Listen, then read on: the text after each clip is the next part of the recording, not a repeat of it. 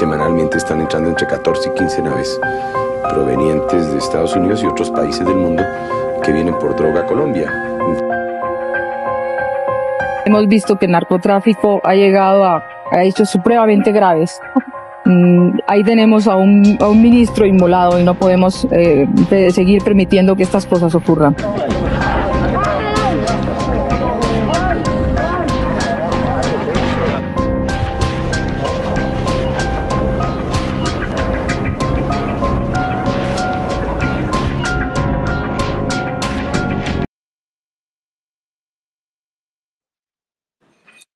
Bienvenidos a un nuevo episodio de Nunca Más, un especial de Voces de la Tierra para recordar esa Colombia que no queremos repetir. Hoy nos acompaña en nuestro tercer capítulo de Nunca Más el hijo de un legado, el hijo de una idea que el narcotráfico asesinó, pero su legado y su voz todavía sigue intacta con su hijo Paulo Lara. Paulo, bienvenido a Nunca Más, a este especial de Voces de la Tierra. Qué gusto estar acá contigo. ¿Cómo vas? Juan Manuel, Susi, Dana, muchas gracias por esta invitación. Muy bien, muy emocionado por poderlos acompañar en este podcast que me parece fundamental. Pablo, muchísimas gracias por estar aquí con nosotros. Quiero decir que esta entrevista es casi que personal para mí porque soy una gran admiradora, pues, de tu padre. Me parece que es un ejemplo en este país muy, muy grande. Mi abuelo fue un buen amigo de él, mi abuelo fue abogado, entonces toda la vida he crecido con la historia de Rodrigo. Entonces, qué chévere pues que nos estés acompañando el día de hoy y agradecerte infinitamente. Bueno, y no solo eso, sino poder contar un poquito de tu historia, quién eres, porque para muchos no se sabe quién es Paulo Lara, quién es ese personaje que tanto influye en el camino de los jóvenes y en la nueva sociedad y en la nueva generación que estamos construyendo. Entonces, siento que eres un fundamento bastante como emblemático y muy constructor para los nuevos jóvenes y la nueva generación. Dana, gracias. ¿Quién soy? Soy el menos conocido, como me han dicho en varias ocasiones. Tiene sus razones, tiene sus motivos, pero soy un colombiano como cualquier colombiano,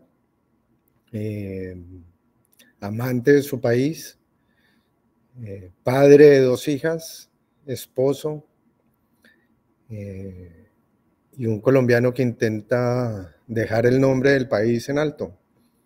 Un colombiano como tantos que nos ha tocado salir del país en varias ocasiones por motivos de la violencia, corriendo por temor, corriendo por seguridad, creciendo sin las raíces de nuestra tierra, de nuestro país, creciendo sin poder estar al lado de nuestras familias, de nuestros primos, tíos.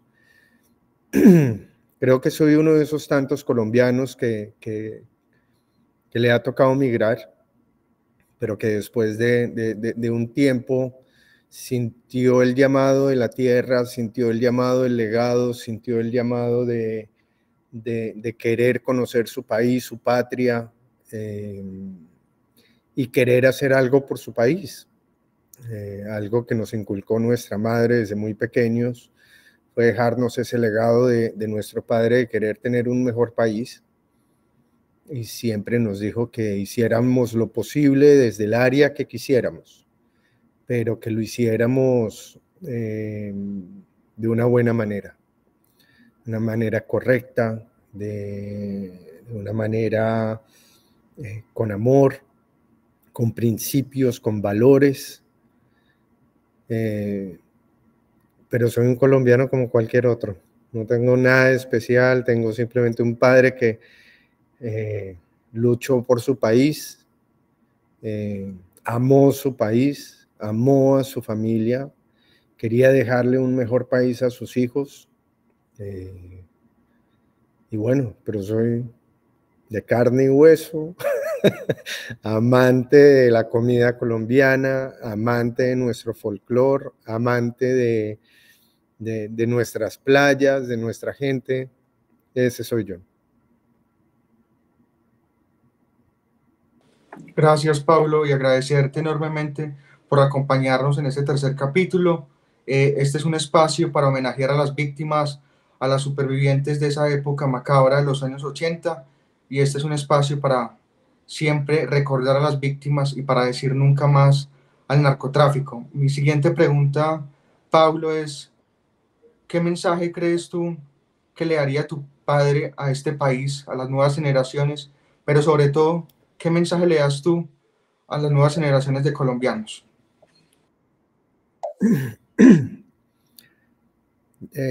Tristemente no pude compartir mucho con él.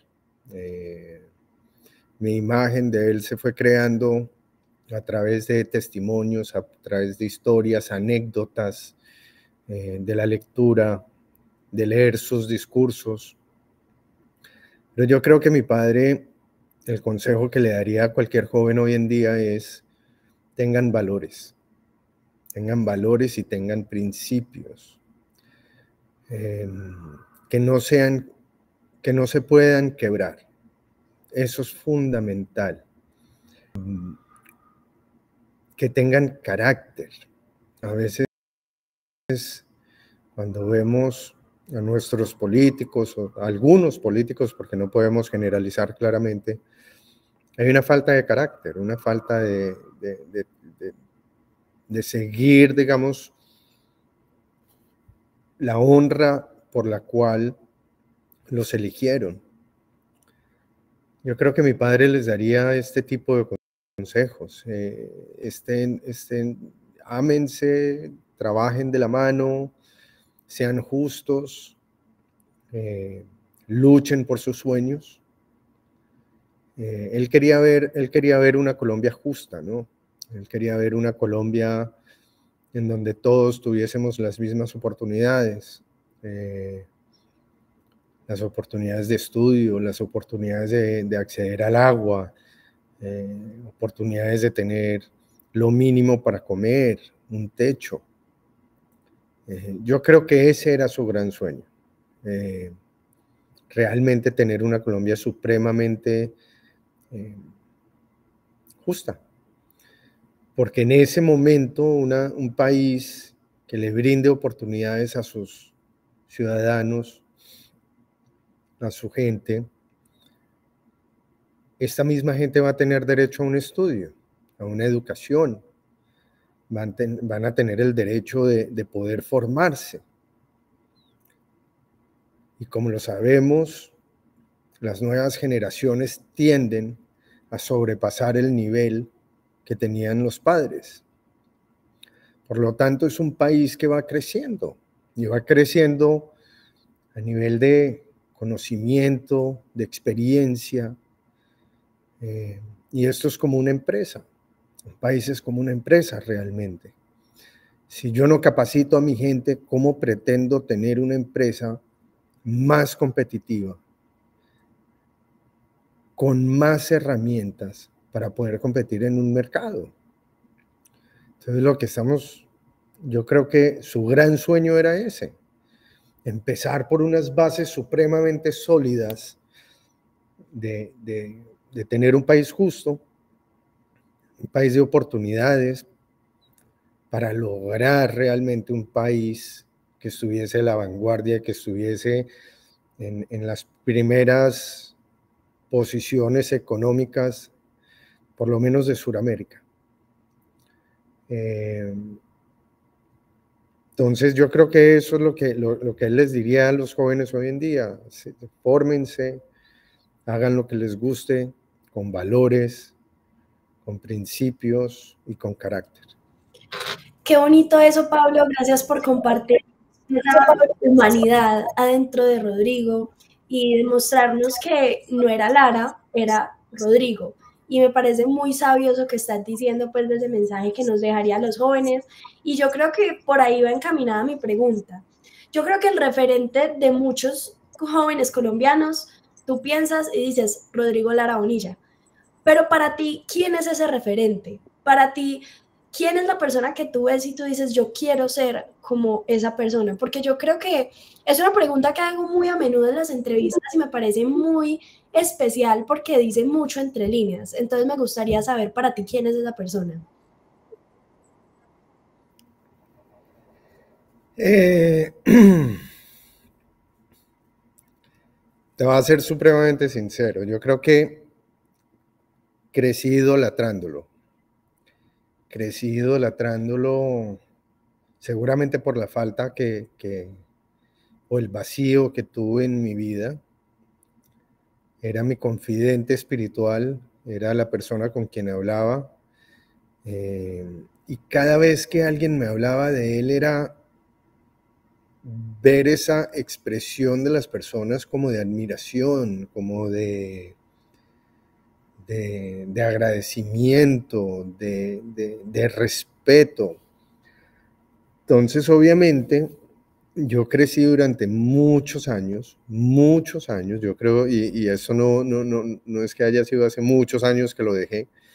Para ser sinceros, yo solté ese legado hace 3 años, ya casi 4 años,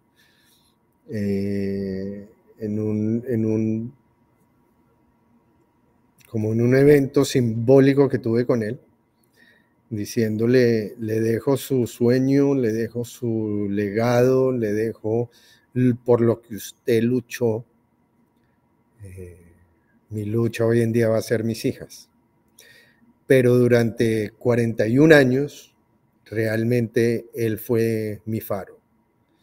Él fue esa persona que admiré, no solo por su valentía, sino por su carácter, ese carácter inquebrantable y sobre todo sabiendo cuando a él le hacen el debate, él queda solo, supremamente solo. Él no tuvo aliados en ese momento. Él a un tío, al hermano, le dijo, me siento supremamente solo, sin apoyo de nadie. Entonces, ver una persona que se mantiene en sus valores, en sus principios y en su carácter, frente a una amenaza tan grande que ya él al final ya sabía que no le iban a perdonar su vida, y más que todo después de haber desmantelado Tranquilandia, él desde ese momento supo que a él lo iban a matar. Entonces, admiro ese carácter. Quisiera tener 1% de ese carácter, sin decir que no tengo carácter, pero quisiera tener ese carácter y siempre luché por tener ese carácter de alguna manera. Entonces, realmente, de pronto por haber sido quien fue mi padre y el hecho de haber encontrado muchas personas en el camino que me lo recordaran y que me dieran anécdotas, cada vez lo admiraba más, porque me decían, no, su papá tuvo la chispa hasta el último día. Entonces, mentalmente, ¿cómo no te dejas afectar y seguir tu vida y seguir con tus principios y tus valores y tus ideas cuando sabes que te pueden matar? Eso me parece una grandeza de manejo de mente, manejo de sentimientos, de percepciones, de creencias, que me parece admirable. No es que no haya admirado a otros personajes, admiro muchísimo y me encanta un personaje de la historia que es Charles de Gaulle. Me parece fascinante. Parece que fue un militar y hombre de Estado que logró sacar a Francia de 2 momentos supremamente fuertes. Y lo admiro impresionante. Me encanta su vida, me encanta su manera de no haberse dejado llevar precisamente en su momento por la coalición francesa. Al contrario, se fue a Londres, buscó cómo montar la resistencia o cómo unir a todas las resistencias y lograr lo que logró. Claramente con apoyo de Estados Unidos, de Inglaterra, pero el carácter que mostró Charles de Gaulle durante su vida fue impresionante. Haber tomado los plenos poderes durante 6 meses de Francia sin haberse dejado llevar por el poder y haber pensado únicamente en el bien de Francia y haber creado la Quinta República, a mí me parece un tipo sumamente admirable. Entonces, si hago como es un tema de carácter, creo que es algo fundamental que admiro en las personas cuando tienen carácter, ¿no? Y el carácter no es de ser bravo o algo, no, es de saberse parar en la raya cuando toca pararse en la raya.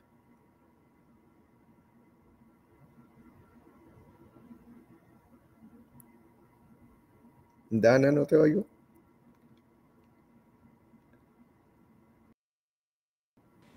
Dana, tienes el micrófono apagado. Perdón, se acabó de silenciar. Bueno, te estaba diciendo que realmente admiraba mucho el valor con el que hablas, porque se te nota el orgullo en los ojos, en la forma en la que te expresas y cómo marcas ese camino y esa trayectoria que fue tan difícil, pero que a la vez te enseñó y te marcó o te está ayudando a forjar ese carácter que tanto sueña. Entonces, enlazándolo a eso, ¿qué sientes tú o cuál fue el momento en que más marcó tu vida y que tú dijiste, Dios mío, esto me incentivó a ser quien soy hoy o a lo que quiero construir como persona en un futuro?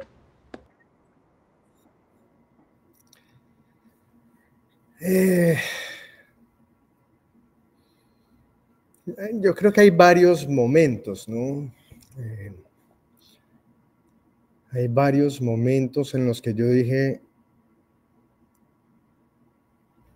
estas decisiones me están llevando a ser quien soy.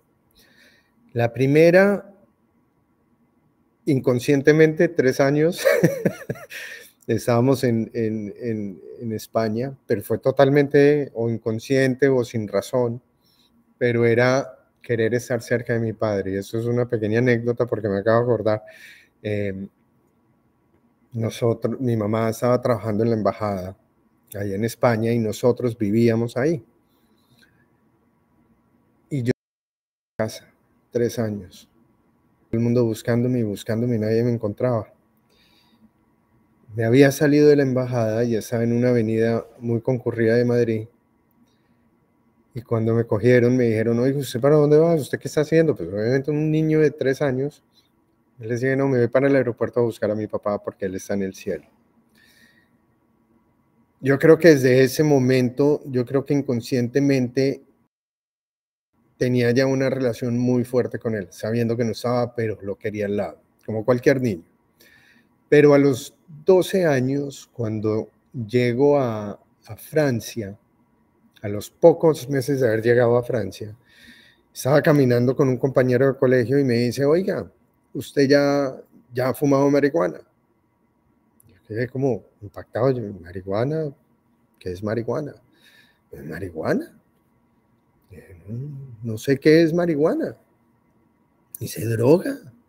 Yo, no, nunca, asustadísimo, no, nunca. Entonces me dice, pero usted es colombiano. Desde ese momento, digamos, empecé a sentir que estaba forjando mi carácter. La gran mayoría, si no eran todos, de mis amigos en la época, se reunían los sábados por la noche a fumar marihuana. No eran malas personas, eran simplemente como cosas de niños. Impresionante que a los 12, 13 años pasara eso, pero pasó. Y siempre los criticaba, siempre les decía, dejen de fumar, dejen de fumar, dejen de fumar. Entonces obviamente ellos veían en mí la persona que no fumaba y no me dejé llevar por los amigos. Desde ese momento yo sentí que mi carácter o mis principios eran supremamente fuertes. Luego, tristemente, enfrenté mi carácter hasta cuando llegué a Colombia. Y lo digo tristemente porque me hubiese gustado no experimentar esto en Colombia. Pero en la mayoría de los trabajos, y independientemente del nivel en donde yo estuviese, entrando como profesional, un poquito más senior, hasta llegar a posiciones ejecutivas, en todas las posiciones me ofrecieron participar de un tema de corrupción. Siempre. Y es algo que le decía a mi esposa cuando antes de venirnos o antes de salir del país nuevamente,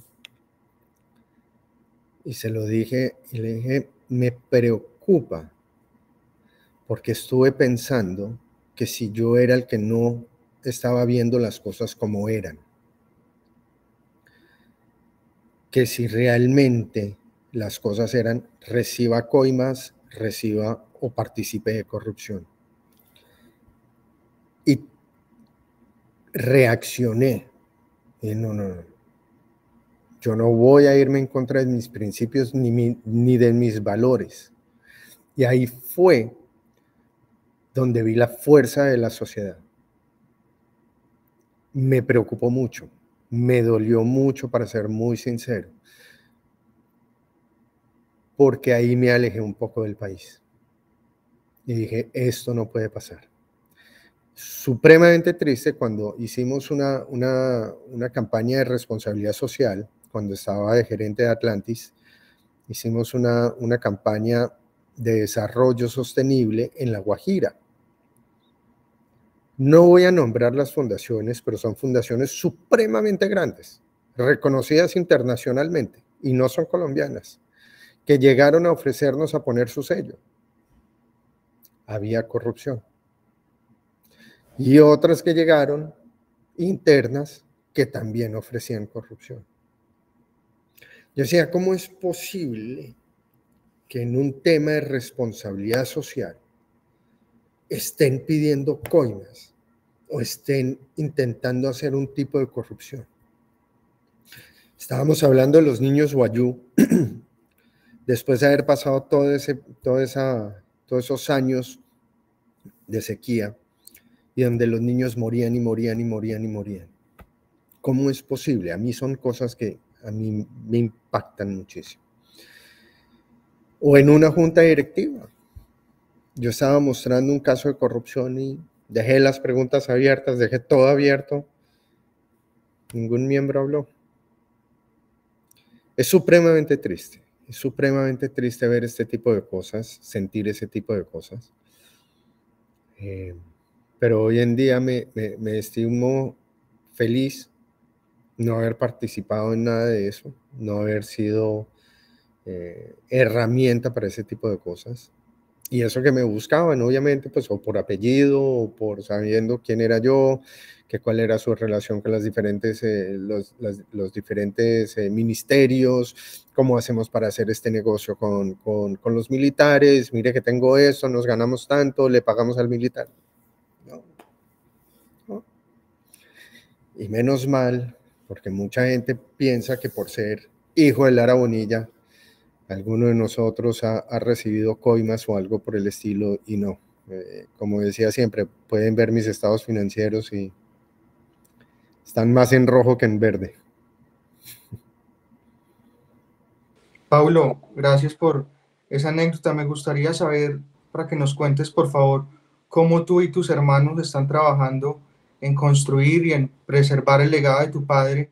Y por favor, cuéntanos sobre el documental que sacó tu hermano Jorge, este que está acá en pantalla, y también por qué se les ocurrió la idea de hacer la Casa Cultural Rodrigo Lara Bonilla en el barrio del Victimario, en el barrio de Pablo Escobar. Uy, es hacer una declaración acá. A ver, yo creo que cada uno de nosotros tiene ese legado que Rodrigo, desde muy pequeño, en la política, desde muy pequeño. Rodrigo más en la casa y en varias ocasiones, digamos, su mamá era cónsul, pues iba el embajador de Colombia, iban otras personalidades de diplomático, con muchas personas. Una de ellas es Enrique Lobo Murta, que en paz descanse. También Enriquejo, Alfonso Fidal, muchas personas con las que pudo compartir desde muy pequeño, y Rodrigo lo sintió en su vida, por eso él es de Colombia, y siempre lo tuvo, digamos, siempre desde ese lado, darle mucho a Colombia. Si usted se da cuenta, sus diferentes proyectos de ley están a lo social. La ley de órganos, el tema del ICETEX, en los parques, hay muchos temas que se ha metido y es en temas sociales. Jorge, en paz descanse, Jorge empezó a ver la realidad cuando él emprendió, digamos, la realidad del país, cuando él emprendió su viaje en su camioneta. Él venía ya trabajando en muchos temas de cómo ayudar a la sociedad, pero digamos que ese viaje a él lo despertó muchísimo. Y Jorge empezó a ver las diferentes necesidades que tenía el país, viviéndolas, porque Jorge estuvo desde Ipiales hasta La Guajira, y estuvo parando, se metió en un laboratorio de coca, eso fue un gran susto para todos nosotros, pero se metió, conoció la realidad de estas personas y fue viviendo esa realidad de cada comunidad, y se daba cuenta cómo la falta del Estado estaba llevando a parte de nuestra sociedad a dejarla a que fuera manejada por esos grupos delincuenciales. Entonces Jorge se mete muy fuerte en ese tema de querer trabajar en ayudarle a la sociedad, y sale el tema de mi padre. Obviamente es un tema que él siempre quiso esclarecer, como cualquiera de nosotros, Rodrigo, Jorge, yo, hasta creo que también Rodrigo Lara Sánchez. Pero Jorge se metió eso en la cabeza. Jorge acaba de divorciarse y yo creo que él tomó el tema de mi padre y el tema de poder ayudar a los demás, creo que lo tomó como su razón de vivir. Entonces Jorge en ese trabajo o en ese viaje que emprende, se hace notar mucho. Se hace notar mucho por comunidades y se hizo notar por Max Gavan, quien es la persona la productora del documental. El documental en su base era totalmente Jorge, era trabajar precisamente en las diferentes comunidades y ver cómo las podía ayudar, pero también resolver el caso de mi padre. Como saben, nosotros hicimos un estudio forense, el cual dejó muchas preguntas abiertas y muchos cuestionamientos sobre la versión oficial del asesinato. Entonces, conociendo todos esos detalles, pues decíamos cómo es posible que nuestro padre no pueda tener una verdad sobre su muerte. No es posible que no le hayan hecho una investigación juiciosa, siendo el primer ministro que mataron durante la época de la guerra contra los narcos. ¿Cómo es posible? Entonces, en esas ganas de poder esclarecer el tema de mi padre, pues Jorge va conociendo las diferentes comunidades. Una de las comunidades que conoce es el barrio Pablo Escobar en Medellín. Jorge va allá, conoce a la gente, ve a la gente, pero un día llega a mi casa y me dice: quiero poner la Casa Cultural Rodrigo Lara Bonilla en el barrio Pablo Escobar. Y le dije: Me parece muy buena idea. Le dije, ¿pero con qué fin? Me dijo, no, quiero sacar a esa comunidad del estigma, quiero darles la oportunidad a los niños para que puedan tener un mejor futuro y que puedan ver que hay otras realidades al que ellos pueden conocer. Y esto no es para decir que todo el mundo en el barrio es malo, no, pero sí, digamos, era poder darle oportunidad a todo el mundo de poder llegar a algo distinto y no tener que entrar a diferentes pandillas. Entonces, Jorge emprende con eso y era supremamente reiterativo con el tema. ¿Qué lo vamos a hacer? ¿Qué lo vamos a hacer? ¿Qué lo vamos a hacer? Hasta que, bueno, pasó lo que pasó. Jorge muere en París en el 2022 y con la ayuda de Lina y Carolina Flores y Edgar Niño montamos la fundación Jorge Lara Restrepo. Y a través de eso se empiezan a hacer diferentes actividades en el barrio. Empezamos a ayudar al barrio en diferentes cosas. Estamos ayudando ahora con temas de talleres de fútbol con corazón. Y estamos trabajando en otros temas también para poder, digamos, arreglar la cancha de fútbol. Hoy en día estamos recolectando fondos para poder hacer la cancha y recolectar el cemento para poderlo hacer, y con la ayuda de la comunidad se ha venido trabajando. Entonces han participado, han ayudado en ese legado que quiso dejar también Jorge, y era démosle una mejor oportunidad a la gente que vive en el barrio.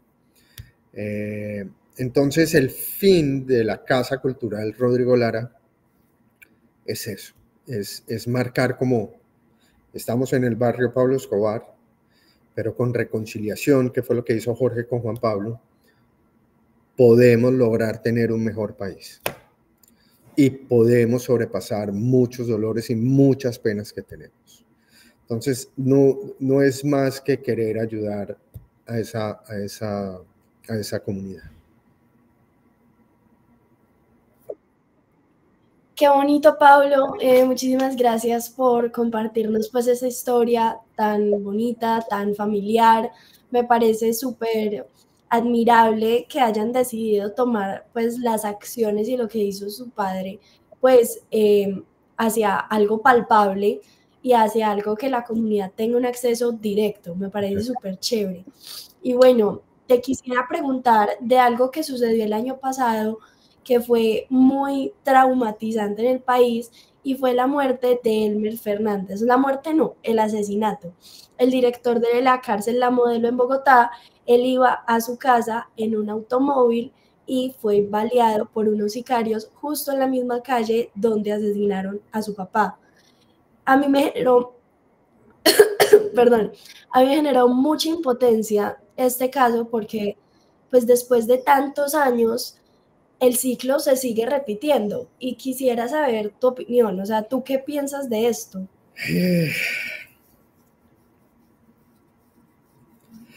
Yo creo que mi análisis de Colombia hoy en día puede parecer supremamente fuerte. Hay momentos donde digo que el sacrificio de mi padre fue en vano, y a veces digo que realmente sí sirvió. ¿Por qué digo que en vano? Digo en vano porque como cualquier persona que quiere lograr un objetivo y uno queriendo con ese objetivo ver algo mejor a futuro, yo creo que el asesinato de él no despertó a masas.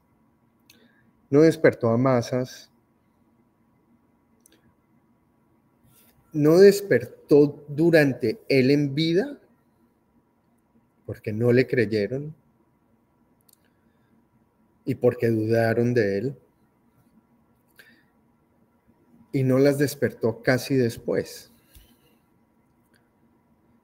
Si uno de verdad quiere un cambio, uno lo hace. Pero bueno, uno vemos la Colombia de hoy y uno pone un discurso de mi padre o de algún político en esa época y son prácticamente las mismas Colombias. No es que haya una diferencia enorme. Tristemente, la justicia pareciera ser para algunos. Entonces la justicia es, no quiero opinar, pero pues quiero poner un poquito la diferencia. Para una EPA Colombia, que no estoy justificando lo que hizo, y me parece que tiene que pagar por lo que hizo. Pero los que se roban la plata de los niños de La Guajira, los que se roban la plata de la educación, ¿qué pasa con ellos? ¿Qué pasa con esos contratos que nunca son denunciados? O si son denunciados, vencen los términos. ¿Qué pasa con todas estas personas que hemos denunciado, que han estado señaladas y que hay muchas pruebas en contra de ellos? Yo sé que uno es culpable cuando ya lo juzgan, pero no hay una justicia. No hay una justicia social por parte de la gente y los dejan seguir. Entonces, ¿qué pasa? Sigue la impunidad. Fulanito hizo eso, pero no importa. Fulanito llegó acá habiendo hecho eso, pero no importa porque hizo el bien después. Yo creo que hemos perdido muchos valores y mucho carácter a nivel de justicia. Y hasta quizás está peor de lo que estaba hace unos 40 años. Hoy en día nombramos fiscales para favores y no pasa nada. En ese sentido, a mí me parece que fue totalmente en vano. Y yo creo que nuestra sociedad hoy en día está, como les decía, muy mal. Tristemente nos unimos cuando había un partido de Colombia. Pero después de los 90 minutos, oímos que mataron, oímos que atracaron, oímos lo otro. Nosotros tenemos que aprender a vivir en unión, como un país. A mí hay un país que me impresiona mucho, Ucrania, en su primera revolución. La primera revolución fue hecha por jóvenes. Se levantaron, no estuvieron de acuerdo. Estaban vulnerando sus derechos. Y salieron. Y miles de ellos murieron. En Colombia pasa algo, gritamos, opinamos en Twitter y al otro día no pasó nada. Sabemos el historial de muchos políticos de hoy en día. ¿Qué pasa? Nada. Entonces, me entristece mucho ver a lo que hemos llegado. Muchas leyes están protegiendo la corrupción en el país. Muchas. Entonces, obviamente, ¿qué es lo que prevalece cuando no hay justicia? La ley del más fuerte. La ley del miedo, del temor. Entonces, como no hay educación, como no hay oportunidades para las personas para que puedan estudiar, para que puedan ser personas, para que puedan tener sus empresas o tener buenos cargos en empresas, pues ven la solución en delinquir. Y por 100,000 pesos, 200,000 pesos, 1,000,000 de pesos, 10 millones de pesos, matan a una persona y seguimos en la misma historia. Entonces, mientras la justicia no se reforme y de verdad pueda ser una justicia real, no vamos a conocer una Colombia distinta, porque todo el mundo va a hacer lo que quiera.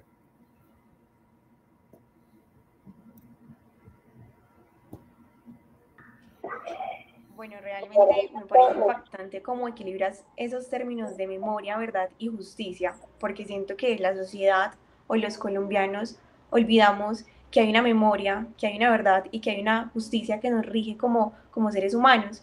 Pero entonces, enlazando a eso, ¿qué es realmente hacer memoria? Porque estamos en un país donde se olvida ese término de memoria, se olvida lo que pasó para sobrevivir o para sanar algo que no nos ha servido para crecer como sociedad. Es complejo, ¿no?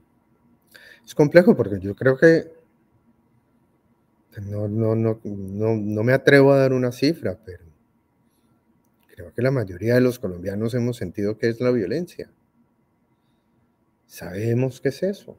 Sabemos o hemos oído de un amigo que mataron, de un amigo que atracaron, de un amigo que tal, y no pasa nada con eso. La memoria es fundamental. La memoria es fundamental. O sea, como dice el dicho, si no conocemos nuestro pasado, estamos condenados a cometer los mismos errores. Si no le enseñamos a nuestros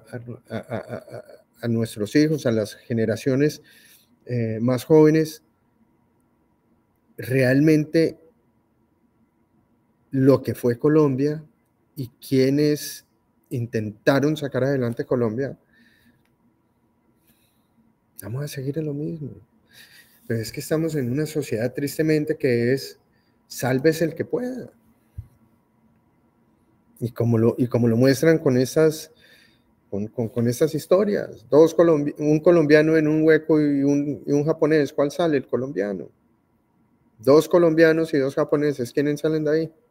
Los japoneses, porque los colombianos nos ayudan. Es triste. Digamos que nosotros tenemos algo en nuestro ADN, en nuestro código, que no nos permite como juntarnos.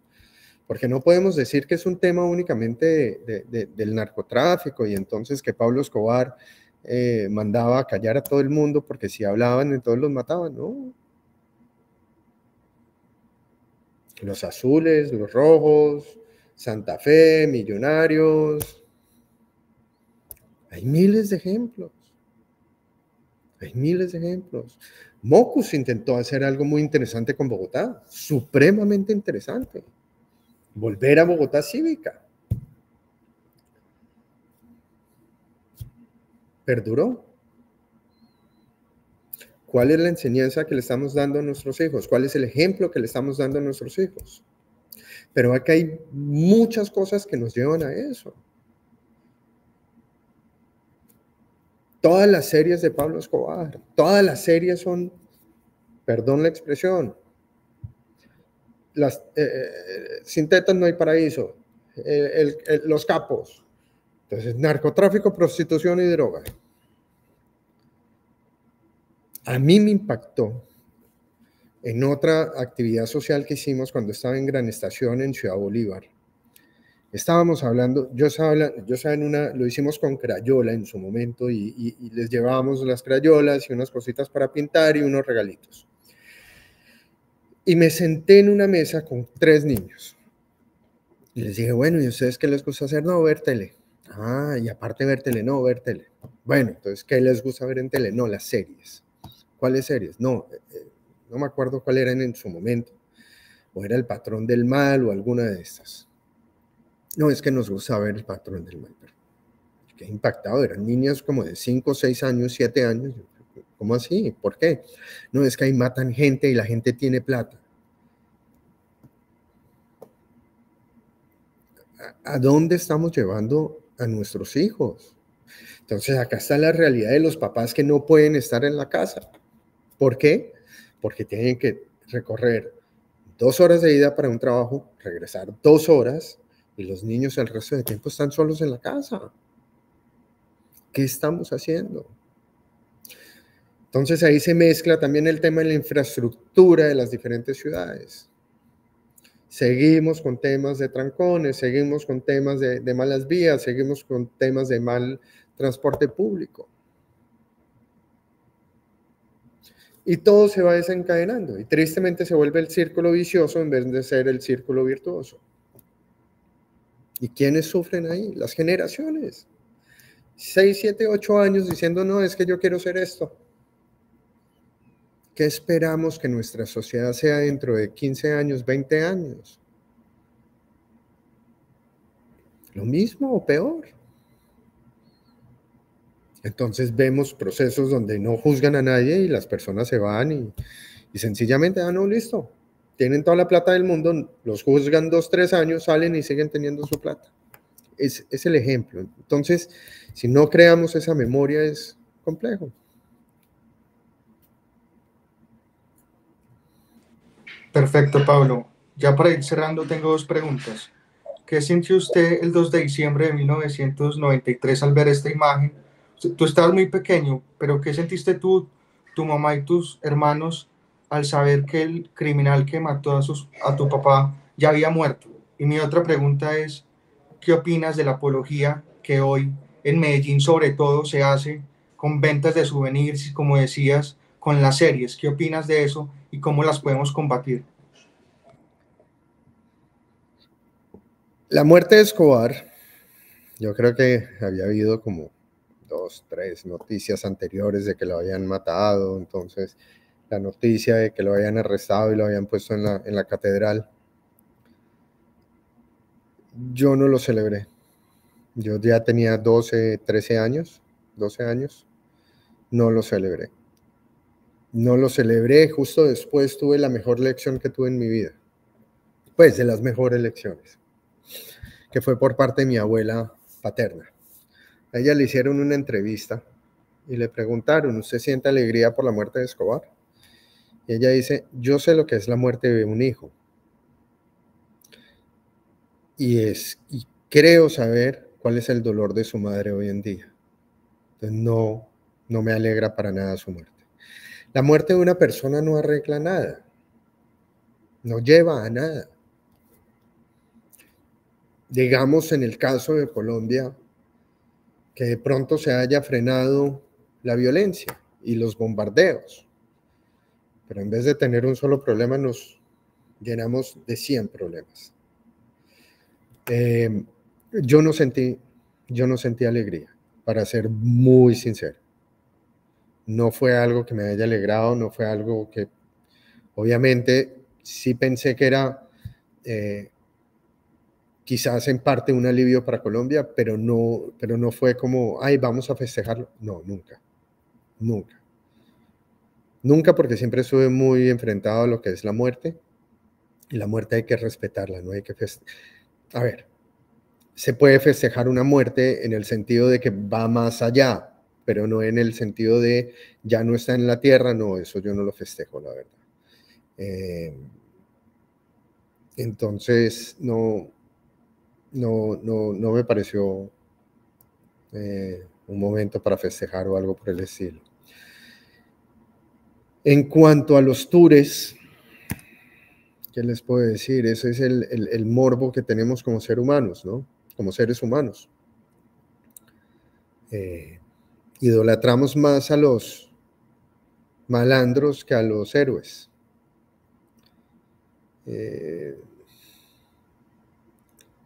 Me molesta mucho porque pues es la imagen de, obviamente, uno de los que craneó el asesinato de mi padre, pero no solo por eso, porque simplemente nos siguen poniendo el mismo estigma de siempre de Pablo Escobar, Pablo Escobar, Pablo Escobar, Pablo Escobar. Más fácil decir Pablo Escobar hoy en día que Lara Bonilla. Lara Bonilla no lo reconocen en todo lado y ni siquiera los mismos colombianos a veces ni lo reconocen, pero uno dice Pablo Escobar y es mundialmente conocido, obviamente pues por el impacto que tuvo en el mundo.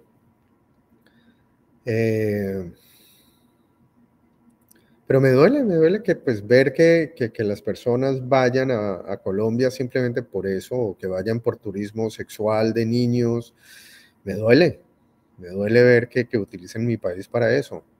Y acá lo he visto mucho. Yo estuve manejando Uber mucho tiempo acá en Estados Unidos. Y hablaba con mucha gente cada vez que me decían, colombiano, vamos a ir a ver a todas tus mujeres allá en Colombia porque son buenísimas. Y obviamente se notaba que era para un tema de prostitución también. Es triste que nos cojan de esa manera, es como utilizar un país y chao, suerte, nos vimos, en vez de ver el potencial que hay, ¿no? Potencial literario, el deportivo, ecológico, en fin, lo que es Colombia realmente y su riqueza real. Entonces sí duele, pero pues digamos hemos vivido, o a mí me ha tocado vivir también eso toda mi vida me acuerdo cuando llegamos a algún aeropuerto y de una vez, pasaporte colombiano, venga para acá. Es un estigma que tenemos, sí, pero si nosotros mismos nos encargamos de seguir dándole bombo con las series que tenemos, pues, ¿cómo no nos van a venir a visitar? Si nosotros mismos colombianos hacemos chistes de, venga y lo anoto en mi libreta, o hablamos como Pablo Escobar. ¿Ustedes ven a los alemanes haciendo chistes con Hitler? ¿O los italianos con Mussolini? No, no creo. O por lo menos no de la manera que nosotros lo hacemos. Nosotros sacamos memes. Yo durante una época en Instagram, amigo mío que sacara meme, o conocido mío que sacara meme de Pablo Escobar en algo en Instagram, borrado. Y le escribía, le decía, te borré por tal razón. Nos encargamos, nosotros mismos nos encargamos de hacerle publicidad mala a Colombia. Cambiemos. Si cambiamos y mostramos otra imagen, todo cambia. Tienes toda la razón, Pablo, estamos muy de acuerdo contigo. Yo creo que algo que nosotros los colombianos tenemos que cambiar es que muchas veces esperamos a sentir la realidad o a estar en los zapatos de la realidad y no somos capaces de empatizar con ella a través de la palabra, a través de ver cosas, de leer cosas. Y yo creo que eso es algo que tenemos que cambiar porque es inevitable un joven de hoy en día ponerle la realidad de frente de la época de Pablo Escobar, porque eso es una época que gracias a Dios culminó en cierta parte. Pero el objetivo también de Voces de la Tierra es hacer empatizar a las personas a través de la palabra y a través de los testigos. Y te queremos agradecer muchísimo por estar hoy con nosotros en la entrevista, darnos este espacio. Muchas gracias por tu vulnerabilidad, por mostrarnos ese lado humano, pues de tu familia, de ti. Y pues nada, decirte que te admiramos muchísimo acá en Voces de la Tierra y bienvenido cuando Susi, Dana y Juan Manuel, de verdad, muchas gracias. Creo que están haciendo un trabajo fundamental, y es llevar, digamos, estos testimonios digamos, al que sea, al que le pueda llegar y que pueda tomar por lo menos esos, o por lo menos mi mensaje, y estoy seguro que los demás también, porque pude ver el de Gloria Pachón y, o sea, ojalá tomen esos testimonios como ciertos, como verdaderos, como sinceros, pero gracias a ustedes más bien por permitirme darles algunas palabras, algunos pensamientos, y al contrario, yo los admiro a ustedes más. Muchas gracias, Pablo, por habernos acompañado, y el mensaje de hoy es decir nunca más violencia, nunca más Escobar. Sobre todo, como decías ahorita, recordemos a las víctimas como Rodrigo Lara, como Guillermo Cano, como entre otros, que murieron por culpa del criminal de Pablo Escobar, haciéndole un homenaje. Y a través de estas entrevistas de Nunca Más queremos homenajear a las víctimas, homenajear a las familias. Un abrazo, Pablo, y mil gracias. Un abrazo a ustedes, muchísimas gracias. A ti por la disposición y por dejarte tocar.